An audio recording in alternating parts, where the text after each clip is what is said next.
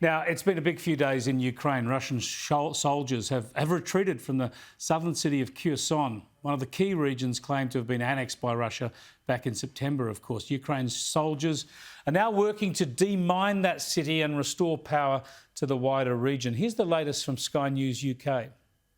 As soldiers move through these scenes of celebration, they're given a hero's welcome. Liberation feels good, and they are holding on to it tight. But the smashed up buildings and the dark secrets they contain are hard to forget. There is anger here too at what Russia has done to Ukraine, with many trying to tear down any reminders of what they've had to endure. Let's cross to Canberra now and catch up with Ukraine's ambassador to Australia, Vasyl Myroshnychenko. Thanks for joining us, Vasyl. Tell us just how significant the recapturing of this city is. Thanks, Chris. It's really big news in Ukraine. It's a big political and military victory. We've been able to liberate Kherson, and Kherson was the only capital city of a region in Ukraine which was occupied by the Russians.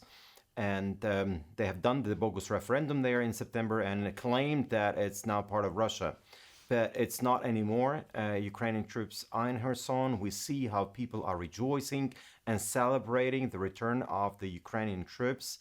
It's a big victory, and apparently serves really well for the morale of the people, generally of the Ukrainians out there, but especially for the Ukrainian troops on the ground. It's being interpreted as a bit of a turnaround from all those who were sceptical that Ukraine could actually have victory here, that Ukraine could actually force Russia back behind its borders. Do you believe that this demonstrates this is clearly a possibility for your country now?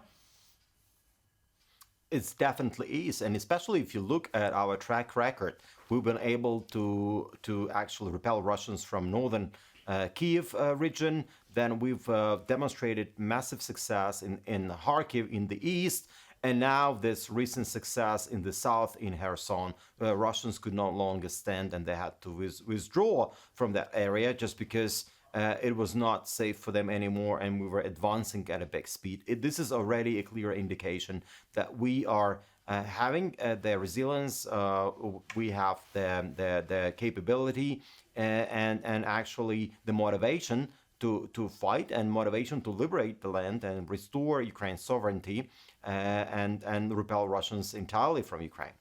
What happens to Crimea, which of course was annexed earlier? Will Ukraine seek to liberate Crimea? Absolutely. Ukraine will seek to liberate Crimea, Zaporizhzhia, Donetsk and Luhansk oblasts, because these are all Ukrainian territories which have been illegally occupied by the Russians.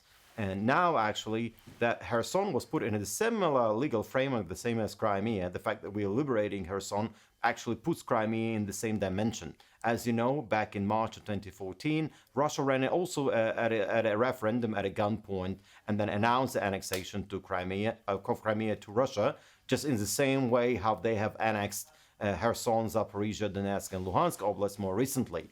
So now it's pretty much the same story for us, but it's not only about the legal arrangement in Russia. They've been always been negligent to us, because from a standpoint of Ukrainian constitution, this is all Ukrainian land. Vladimir Putin is not going to the G20 in Bali, but Sergei Lavrov, the Russian foreign minister, will be there. Do you expect the other G20 nations, in particular, of course, the US and perhaps even China, to put pressure on Russia to end and withdraw?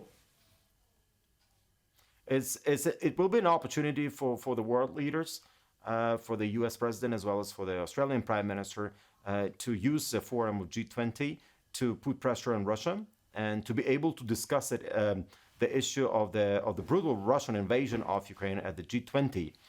So this is the right forum, because it really, the members who will be there, they represent pretty much the majority of the world in terms of population, and it's a very important forum, and it's a right venue of where this issue could be raised. Ambassador, thanks so much for joining us again.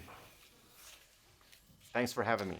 That's Ukraine's ambassador to Australia, Vasyl Myroshnychenko, and very, very heartening news for Ukraine in the last week.